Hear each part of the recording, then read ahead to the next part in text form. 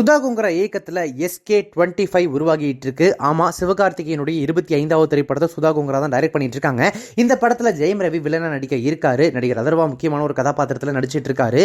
சுதா கொங்கரா இயக்கத்தில் சூர்யாவுடைய நடிப்புல உருவாகி இருந்த திரைப்படம் டிராப் அவுட் ஆகி சூர்யாவுக்கு பதிலாக அந்த திரைப்படத்தில் இப்ப சிவகார்த்திகேயன் நடிச்சுட்டு வந்துட்டு இருக்காரு.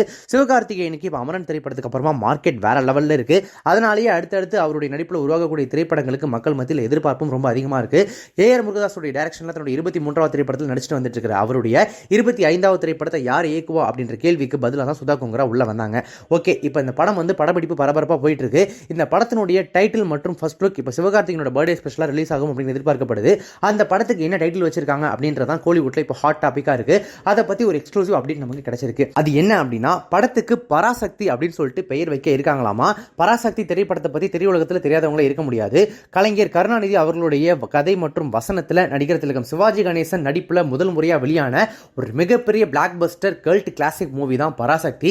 அந்த பெயர் தான் இப்போ அனுமதியோட இங்கே சிவகார்த்திகேயனுடைய 25வது திரைப்படமான சுதா கொங்கரா இயக்கத்தில் உருவாகக்கூடிய அந்த திரைப்படத்துக்கு வச்சிருக்காங்க அப்படின்னு சொல்லப்படுது. சிவாஜி கணேசன் அவர்களுடைய முதல் படத்துடைய டைட்டிலை எடுத்து இப்போ சிவகார்த்திகேயனுடைய 25வது படத்துக்கு டைட்டிலா வச்சிருக்கிறது அவருடைய ரெஃபரன்ஸ் படத்தில் இருக்கணும் அப்படின்றதுக்காக மட்டும் இல்லை, இந்த படத்துக்கும் அந்த பேர் ரொம்பவே பொருத்தமா இருக்கும் அப்படின்றதுக்காக வச்சிருக்காங்களாமா.